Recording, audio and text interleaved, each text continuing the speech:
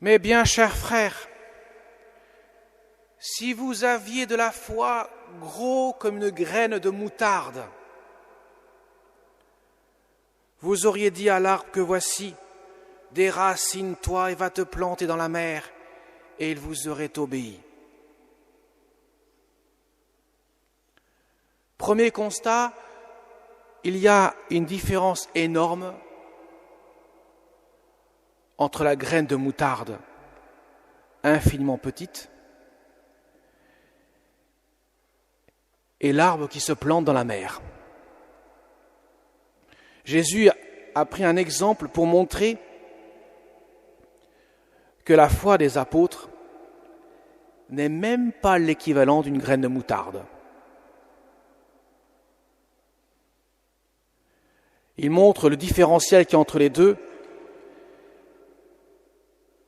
et ainsi il les conduit à vivifier leur foi. Et il va prendre l'exemple du serviteur qui, de son retour de champ, bien sûr, va exécuter encore les ordres du maître, préparer le repas. Et il ira même jusqu'à dire, va-t-il être reconnaissant vers ce serviteur ? Jésus ne donne pas la réponse, mais à première vue, il semble dire rien du tout qui puisse le conforter dans ce sens. Au contraire, dites-vous qu'après avoir exécuté tout ce qui est de votre devoir, nous sommes de simples serviteurs. Nous n'avons fait que notre devoir. Alors il se trouve qu'aujourd'hui, nous fêtons notre saint patron de la paroisse, Saint Léger, qui, c'est moins qu'on puisse dire, a une vie extrêmement mouvementée, dans l'ordre de la souffrance, de l'endurance de la souffrance. Après avoir vécu 6 ans ici, comme abbé, 9 ans en tout, à Saint-Mexan, il a été, quelque temps après, nommé évêque d'Autun. À l'époque, la France n'est pas aussi unifiée en un pays comme elle est aujourd'hui, c'est plusieurs provinces qui se disputent plus ou moins entre les seigneurs.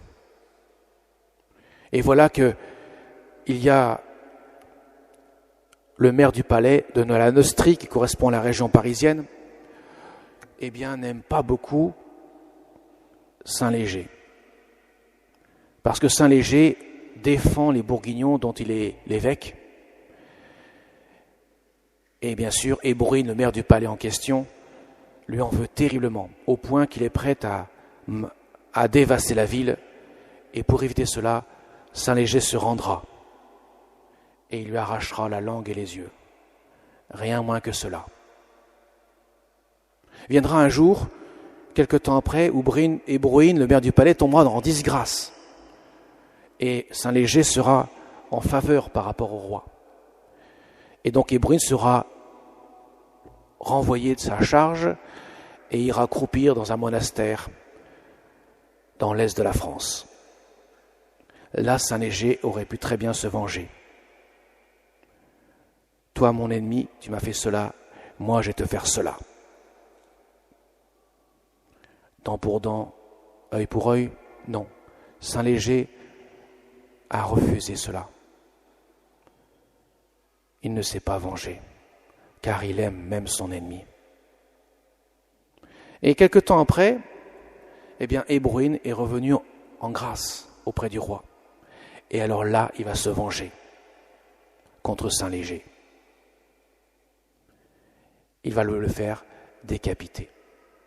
Mais Saint-Léger, dans une foi absolument extraordinaire, accompagné de ses 4 bourreaux, en convertira 3 sur le champ, et le 4e va le décapiter, va allumer un feu pour faire périr son corps, et va se jeter dans la folie, dans ce feu. C'est dire que la foi de Saint-Léger l'a profondément ébranlé. Alors vous allez me dire, ça ne nous concerne pas. C'est vrai que nous ne sommes pas tous Saint-Léger, et que j'espère que nous ne vivrons pas ce qu'il a vécu, car c'est comme terrible ce qu'il a vécu. Mais tout cela pour dire que ce saint, dont son tombeau repose ici même, sous le chœur, puisqu'après ils se sont disputés les évêques pour savoir qui aurait le corps de Saint Léger, ce grand saint, entre Autun, Poitiers et Arras, où il est mort. Eh bien, c'est Poitiers qui l'a emporté. Et le père abbé de Poitiers, de Saint-Mexan, est venu récupérer le corps et on l'a mis dans cette crypte. Mais Saint Léger nous montre une chose en rapport avec l'écriture de ce jour, la parole de Dieu, l'Évangile, que sa foi est inébranlable, quelles que soient les épreuves dont il va vivre, même les souffrances terribles. Il va vivre plusieurs martyrs en quelque sorte. Il gardera une confiance inébranlable en Dieu et un amour sans borne, sans limite, même pour son pire ennemi.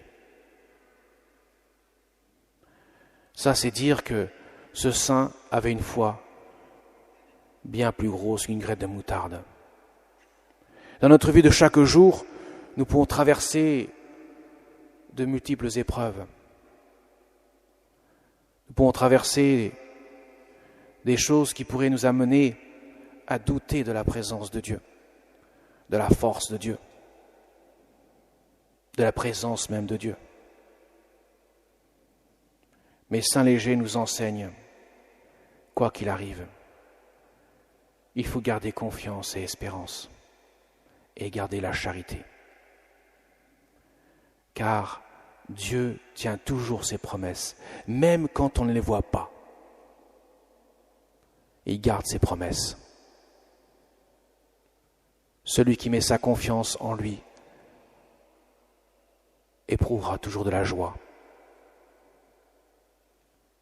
quoi qu'il arrive. C'est un message vraiment qui nous laisse. Mes chers amis, la foi nous fait entrer dans une autre dimension que celle de la raison. Quand nous lisons les événements à l'aune de la raison, il y a de quoi désespérer. Les périodes qui se succèdent sont toujours de plus en plus marquées par les crises successives qui nous laissent quelque peu bouche bée au point qu'on peut crier au désespoir. Qu'est-ce qui va nous arriver bientôt ? Mais si nous lisons les événements à l'aune de la foi, cela change tout. Car nous savons que le temps sur la terre est court. Nous savons qu'un jour ou l'autre, notre vie sera toujours forcément marquée par la mort. Alors que nous avons une aspiration au fond de notre cœur à une vie sans fin et à un bonheur plénier, ce qui est absolument impossible sur terre. Ni la vie sans fin, ni le bonheur plénier.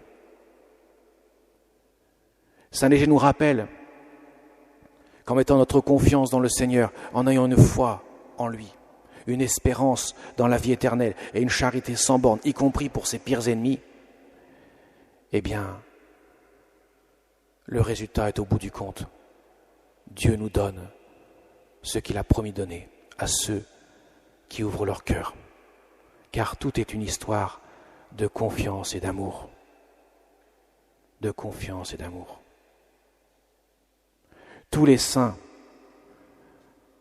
que la terre a portés ont tous vécu une confiance en Dieu et un amour mesuré par l'amour de Dieu, pour lui-même, Dieu, et pour les frères qu'il côtoyait. Vous voyez, mes chers amis, il faut prendre conscience de cela. Notre vie chrétienne n'est pas seulement une vie où nous appliquons des commandements. Ce n'est pas simplement une vie où nous allons à la messe le dimanche, où nous faisons notre prière le matin ou le soir, où nous essayons d'être gentils avec les autres, même si parfois nos humeurs peuvent nous emporter. C'est pas suffisant tout ça. C'est même absolument rien de ce que Dieu nous demande. Ce qu'il nous demande, c'est pas de vivre avec quelques principes éducatifs que nous aurions reçus ou quelques principes que Dieu nous dirait dans l'Évangile de faire. C'est pas une question de faire la foi, c'est une question de vivre. Est-ce que je vis de Dieu ? Est-ce que Dieu habite mon cœur ? Est-ce qu'il est présent au fond de mon cœur ? Est-ce que je fais toute chose avec son amour à lui ? C'est ça que Jésus veut nous enseigner. Et c'est là où bas blesse pour les pharisiens, les sadducéens, les chefs des prêtres, qui ne comprennent pas cela. Et ils ne voient même pas le Christ, qui est fils de Dieu. Ils le prennent pour un imposteur. Leur jugement est erroné, faussé, parce qu'ils ne vivent pas de foi. Alors que les petits, qui vont se laisser toucher, eux, vont être complètement chamboulés, changer totalement leur vie, mettre une confiance inébranlable en Dieu, que quoi qu'il arrive, quelles que soient les épreuves qu'ils auront à traverser, leur confiance ne sera pas entamée, parce qu'ils vivront de Dieu. Alors mes chers amis, c'est une invitation avec l'intercession de Saint Léger, notre Mère du ciel, car là-dessus, celle-ci, elle est absolument incomparable. Elle est sur la marche la plus élevée du podium de la sainteté, et je peux vous dire que celui qui est juste en dessous, il est très loin en bas. Incomparable, la Vierge Marie. Son cœur est totalement donné à Dieu. C'est ce qui fait sa sainteté. Et devant le mystère de la croix, là où l'enfer se déchaîne sur le bon Dieu, présent sur le bois de la croix en son Fils bien-aimé, tout aurait pu conduire au désespoir. Mais non, Marie est là, debout, pleine d'espérance et de confiance, recevant les moindres paroles de son Fils, accueillant la dernière parole qu'il lui est adressée, d'être la mère de tous les hommes. Elle est là, inébranlable, dans une confiance totale, sûre que même le monde peut s'effondrer, peut s'écrouler, peut disparaître. La parole de Dieu, elle, et la confiance en Dieu ne disparaîtront jamais. Alors demandons son intercession, car elle est là pour nous aider dans nos épreuves de chaque jour. Demandons aussi l'intercession de notre Saint Patron. Même s'il a vécu il y a fort longtemps, il est mort le 2 octobre 678, il y a déjà fort longtemps, il est toujours là, comme patron de cette paroisse, protecteur de cette ville. Demandons-lui son intercession pour que nous puissions nous aussi nous mettre en marche sur le chemin de la sainteté, de la confiance en Dieu.